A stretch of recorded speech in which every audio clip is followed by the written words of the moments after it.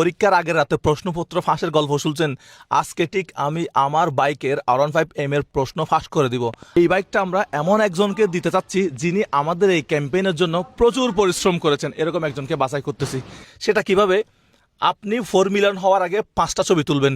মনে করেন একটা ভাইয়ের ফোন, একটা আম্মার ফোন, একটা চাচার ফোন, একটা আঙ্কেলের ফোন, একটা চাচির ফোন, একটা ফুফির ফোন, এরকম জাস্ট 5টা ফোন নিয়ে এভাবে ছবি তুলবেন। ছবি তুলতে হবে 4 মিলিয়ন হওয়ার আগে। 4 মিলিয়ন হওয়ার পরে আপনি যে ছবি তুলতেছেন, যে আমি আমার এই ভাইয়ের ফোনটা সাবস্ক্রাইব করছি, এটা ছবি তুলি।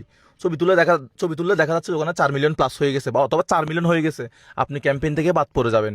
এবং এই ছবিটা আপনি কত তারিখ তুলছেন, কয়টা বাজে তুলছেন, সব কিন্তু ছবির অ্যাবাউটে থাকবে। সো এখানে 2 নম্বরই করার কোনো সুযোগ নাই।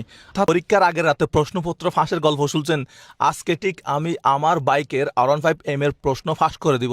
এই বাইকটা আমরা এমন একজনকে দিতে চাচ্ছি যিনি আমাদের এই ক্যাম্পেইনের জন্য প্রচুর পরিশ্রম করেছেন, এরকম একজনকে বাছাই করতেছি। সেটা কিভাবে? আপনি 4 মিলিয়ন হওয়ার আগে 5টা ছবি তুলবেন।